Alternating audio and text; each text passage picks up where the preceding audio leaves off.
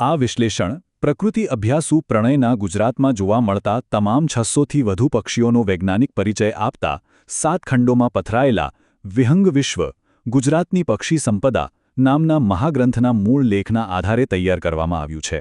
લેખકના ક્ષેત્રકાર્ય, વૈજ્ઞાનિક સંશોધનો અને સંદર્ભ સાહિત્યના ઉપયોગથી માહિતીને વૈજ્ઞાનિક રીતે સચોટ બનાવવા પૂરતો પ્રયત્ન કરવામાં આવ્યો છે. આમ છતાં આ એક AI જનરેટેડ વિડિયો હોવાથી જો કોઈ ક્ષતિ રહી ગઈ હોય તો તેને ક્ષમ્ય ગણવા અને કોમેન્ટ દ્વારા ધ્યાન પર લાવવા વિનંતી. નમસ્કાર. આજના આ વિશ્લેષણમાં આપણે એક એવા વિદ્રોહી પક્ષીની વાત કરવાના છીએ જેણે પોતાના જ પરિવારના બધા નિયમો તોડી નાખ્યા છે. જરા કલ્પના કરો, એક એવી કોયલ જે બીજાના માળામાં ઈંડા મૂકવાને બદલે પોતાનો માળો જાતે જ બનાવે. જી હા, આવું પક્ષી છે અને આ છે ગુજરાતના કાંટાળા જંગલોમાં છુપાયેલું અત્યંત અનોખું પક્ષી સિરકીર. તો ચાલો આ રહસ્યમય પક્ષીની દુનિયામાં એક ઊંડી ડૂબકી લગાવીએ. અગાઉ કહ્યું તેમ આપણું સંપૂર્ણ અને અધિકૃત આધાર વિહંગ વિશ્વ નામનો મહાગ્રંથ છે.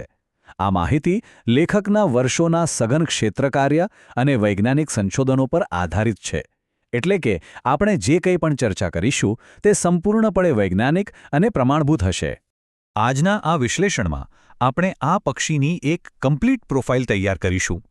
આપણે તેના વૈજ્ઞાનિક પરિચયથી શરૂઆત કરીને તેની શારીરિક રચના, રહેઠાણ, ખોરાક, પ્રજનનની અનોખી રીત અને છેલ્લે ઇકોસિસ્ટમમાં તેના મહત્વ વિશે ચર્ચા કરીશું.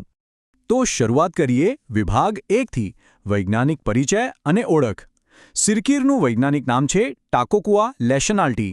આ નામ છેક 1830માં ફ્રેન્ચ પ્રકૃતિવેદ લેસન દ્વારા આપવામાં આવ્યું હતું અને આ લેસેનાલ્ટી નામ જાણીતા વનસ્પતિશાસ્ત્રી જીન બેપ્ટિસ્ટના માનમાં રાખવામાં આવ્યું છે.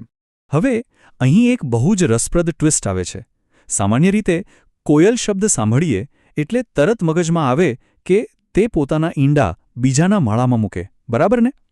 પરંતુ સિરકીર એક બિનપરોપજીવી કોયલ છે.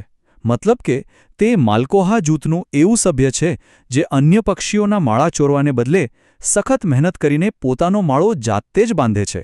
ખરેખર આ જ સ્વભાવ તેને કોયલ પરિવારનું સૌથી અનોખું અને બળવાખોર પક્ષી બનાવે છે. આગળ વધીએ વિભાગ 2 તરફ. શારીરિક રચના અને દેખાવ. આ પક્ષી ખાસ જમીન પર ચાલવા માટે અનુકૂળ છે. કદની વાત કરીએ તો આ પક્ષી આશરે 40થી 42 સેન્ટીમીટર જેટલી લંબાઈ ધરાવે છે. આ મધ્યમથી મોટું કદ અને એકદમ મજબૂત બાંધો તેને આકાશમાં લાંબી ઉડાન ભરવા કરતાં જમીન પર પોતાનો મોટાભાગનો સમય પસાર કરવા માટે પરફેક્ટ બનાવે છે. તેનો દેખાવ પણ ખાસ છે. શરીર રતુંબડા ભૂરા અને ઘેરા તપખીરી રંગનું હોય છે. આ રંગ તેને સૂકી ઝાડીઓમાં આસાનીથી છુપાઈ જવામાં કે કેમોફ્લાજ થવામાં જબરદસ્ત મદદ કરે છે. તેની પૂંછડી ખાસી લાંબી હોય છે, જેના છેડે મોટી સફેદ ટીપ જોવા મળે છે. આંખની આસપાસની લાલ ચામડી તો તરત જ ધ્યાન ખેંચે એવી હોય છે.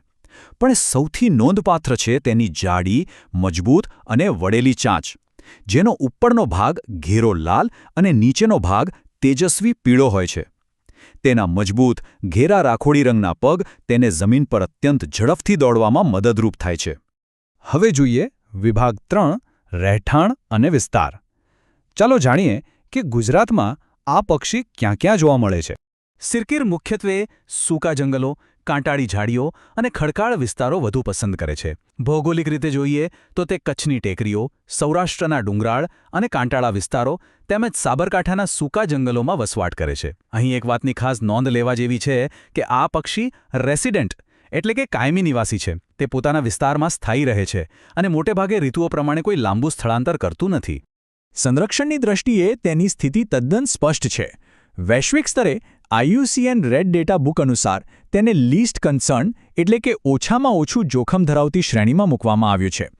છતાં ભારતના વન્યજીવ સંરક્ષણ કાયદા અંતર્ગત તેને શેડ્યુલ 2માં સ્થાન આપવામાં આવ્યું છે, જેનો સીધો અર્થ એ થાય છે કે આ પક્ષીને ભારતમાં કાયદાકીય રીતે અત્યંત સુરક્ષિત માનવામાં આવે છે. હવે આવીએ વિભાગ 4 પર. ખોરાક અને વર્તણૂક. તેની શિકાર કરવાની રીત અને આદતો ખરેખર જાણવા જેવી છે. આ પક્ષીની વર્તણૂક ખરેખર ખૂબ જ રોમાંચક છે. તે સામાન્ય પક્ષીઓની જેમ આકાશમાં ઉડવાને બદલે જમીન પર એકદમ સ્પીડમાં દોડવાનું વધારે પસંદ કરે છે. અને હા, દોડતી વખતે તે પોતાની લાંબી પૂંછડી સતત હલાવ્યા કરે છે, જે તેની એક આગવી ઓળખ બની ગઈ છે. ખોરાકની વાત કરીએ તો તે જમીન પર ચાલતા ચાલતા કોઈ કુશળ શિકારીની જેમ વાળવાળા કેટરપિલર, ભૃંગ, કરોડિયા અને મોટા કીડાઓ શોધી કાઢે છે. આ કાંટાળી જાડીઓ જ જાણે તેની ફેવરેટ શિકારગાહ છે. સ્વભાવે આ પક્ષી એકદમ ગુપ્ત, શરમાળ અને એકલાવાયું છે. મોટાભાગના સમયે તે બિલકુલ શાંત જ રહે છે. પણ જ્યારે તે અવાજ કરે છે ને ત્યારે તેનો અવાજ ખૂબ જ ઘોંઘાટવાળો અને ઝડપી હોય છે. તેનો આ વિશિષ્ટ અવાજ કંઈક અંશે કિક કિક કિક અથવા ચક ચક જેવો સંભળાય છે, જે આસપાસની શાંત અને સૂકી ઝાડીઓમાં તેને એકદમ અલગ તારવે છે. ચાલો હવે જોઈએ વિભાગ 5 પ્રજનન.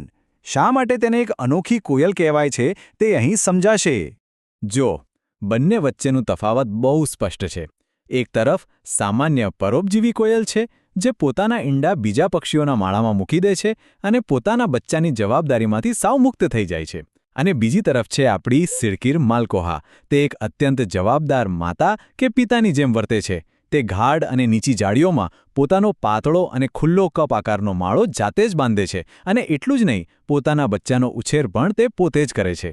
પ્રજનન કાળ દરમિયાન માદા સિરકીર સામાન્ય રીતે 2 થી 3 સફેદ રંગના ઈંડા મૂકે છે. જંગલી અને કઠિન વાતાવરણમાં સતત સંઘર્ષ કરતા આ મહેનતુ પક્ષીનું સરેરાશ આયુષ્ય લગભગ 8 થી 12 વર્ષનું હોય છે. અને છેલ્લે વિભાગ 6 ઇકોસિસ્ટમમાં મહત્વ. પર્યાવરણના સંતુલન માટે આ પક્ષી કેટલું જરૂરી છે તે સમજીએ. ભારતના અને ખાસ કરીને ગુજરાતના સૂકા મેદાનોમાં સિરકીર કીટકોનું મોટા પાયે નિયંત્રણ કરે છે. આ રીતે તે ઇકોસિસ્ટમનું સંતુલન જાળવવામાં અત્યંત અગત્યનો ભાગ ભજવે છે. તેની છુપાઈને રહેવાની આદત અને પેલો વિચિત્ર અવાજ, આ બધાને કારણે તે હંમેશા પક્ષીવિદો માટે એક આકર્ષક શોધ બની રહે છે. વૈજ્ઞાનિક દૃષ્ટિએ આ પક્ષીનો અભ્યાસ પર્યાવરણ માટે ઘણો જ ઉપયોગી સાબિત થયો છે. આ બધું જ જાણ્યા પછી અંતે એક જબરદસ્ત વિચાર આવે છે. જો એક કોયલ જ કોયલ જેવું વર્તન ન કરે તો પછી ગુજરાતના આ સૂકા અને કાંટાળા જંગલોમાં હજુ એવા કેટલાય રહસ્યો હશે જે આપણી શોધની રાહ જોઈ રહ્યા છે. ખરેખર આપણી આસપાસની જૈવ વિવિધતા એટલી અદ્ભુત અને આશ્ચર્યજનક છે કે તેનો કોઈ પાર નથી. આવી જ સચોટ અને ઊંડી માહિતી માટે વિહંગ વિશ્વ જેવા જ્ઞાનના ભંડારનો અભ્યાસ કરતા રહેવું અત્યંત જરૂરી છે. આજના આ રસપ્રદ વિશ્લેષણમાં જોડાવા બદલ ખૂબ ખૂબ આભાર.